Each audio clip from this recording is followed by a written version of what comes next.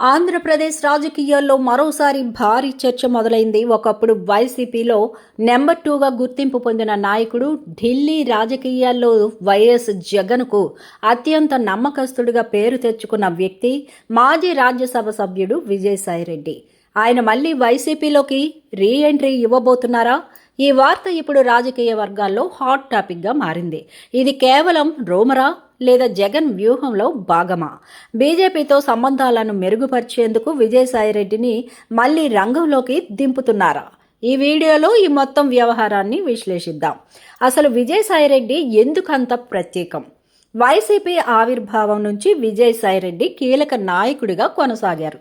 జగన్ రాజకీయ ప్రయాణంలో ఆయన పాత్ర చాలా ముఖ్యమైనది. పార్టీకి సంబంధించిన వ్యూహాలు, ఢిల్లీ స్థాయిలో కేంద్ర నాయకులతో సమావేశాలు, పార్లమెంట్లో పార్టీ తరపున వాదనలు, ఇలా అనేక కీలక బాధ్యతలను ఆయన నిర్వహించారు. ఇక బీజేపీ అగ్రనేతలతో కూడా ఆయనకు మంచి పరిచయాలు ఉన్నాయని రాజకీయ విశ్లేషకులు చెబుతూ ఉంటారు. అందుకే చాలామంది ఆయన్ను వైసీపీ ఢిల్లీ ఫేస్ అని కూడా పిలిచేవారు. మరి తర్వాత ఏమైంది? కొంతకాలంగా విజయసాయిరెడ్డి పార్టీ కార్యకలాపాలకు దూరంగా కనిపించారు. రాజ్యసభ సభ్యత్వానికి రాజీనామా చేసిన తర్వాత రాజకీయంగా కూడా అంతగా యాక్టివ్గా కనిపించలేదు. దాంతో విజయసాయిరెడ్డి వైసీపీకి పూర్తిగా దూరమయ్యారా అనే చర్చ కూడా అప్పట్లో జరిగింది. మరి ఇప్పుడు మళ్ళీ ఆయన పేరు రాజకీయాల్లో వినిపించడం ఆసక్తిని కలిగిస్తోంది. రీ ఎంట్రీ వార్తలు అసలు ఎందుకు వస్తున్నాయి? రాజకీయ వర్గాల్లో వినిపిస్తున్న సమాచారం ప్రకారం విజయసాయిరెడ్డిని మళ్లీ పార్టీలో కీలక బాధ్యతలు అప్పగించే అంశంపై అంతర్గతంగా చర్చలు జరుగుతున్నాయని ప్రచారం సాగుతోంది. దీనికి ప్రధాన కారణం ప్రస్తుతం ఢిల్లీలో మారుతున్న రాజకీయ సమీకరణాలేనని విశ్లేషకులు భావిస్తున్నారు. ఇక బీజేపీ వైసీపీ సంబంధాలు, ఎన్డీఏ ప్రభుత్వం ఏర్పడిన తర్వాత ఆంధ్రప్రదేశ్ రాజకీయాల్లో సమీకరణాలు పూర్తిగా మారిపోయాయి. రాష్ట్రంలో టీడీపీ, జనసేన, బీజేపీ కలిసి అధికారంలో ఉన్నాయి. ఈ పరిస్థితుల్లో వైసీపీకి కేంద్రంతో ప్రత్యక్ష సంబంధాలు బలహీనపడ్డాయనే అభిప్రాయం కొందరిలో ఉంది.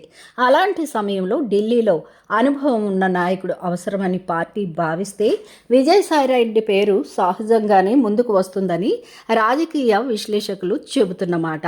మరి జగన్ మాస్టర్ ప్లానా? విజయసాయిరెడ్డికి ఉన్న రాజకీయ అనుభవం, ఢిల్లీ పరిచయాలు, కేంద్ర రాజకీయాలపై అవగాహన, ఇవన్నీ పార్టీకి ఉపయోగపడే అవకాశం ఉందని కొందరు భావిస్తున్నారు. 2029 ఎన్నికలను దృష్టిలో పెట్టుకొని ఇప్పటి నుంచే వ్యూహాలు రూపొందించే అవకాశం కూడా ఉందని చర్చ సాగుతోంది. అయితే ఇవన్నీ అధికారికంగా ధృవీకరించబడిన అంశాలు కావు. పార్టీ నుంచి కూడా ఇప్పటి వరకు ఎలాంటి అధికారిక ప్రకటన కూడా రాలేదు. ఇప్పుడు పెద్ద ప్రశ్న ఇదే. గతంలో వైసీపీలోని కొందరు నాయకులు జగన్ కోటరీ అంటూ తీవ్ర విమర్శలు చేశారు. ఆ విమర్శల్లో విజయసాయిరెడ్డి పేరు కూడా తరచూ వినిపించేది. ఇప్పుడు అదే నాయకులు ఆయన రీ ఎంట్రీపై ఎలా స్పందిస్తారు?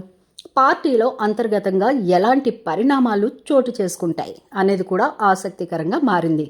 మరి పార్టీకి లాభమా?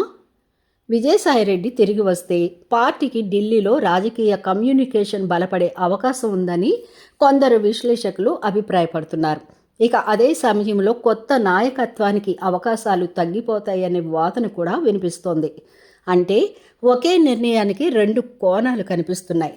రాజకీయ విశ్లేషకుల అభిప్రాయం, కొంతమంది విశ్లేషకుల అభిప్రాయం ప్రకారం ప్రతిపక్షంలో ఉన్న పార్టీకి అనుభవజ్ఞులైన నాయకులు అవసరం.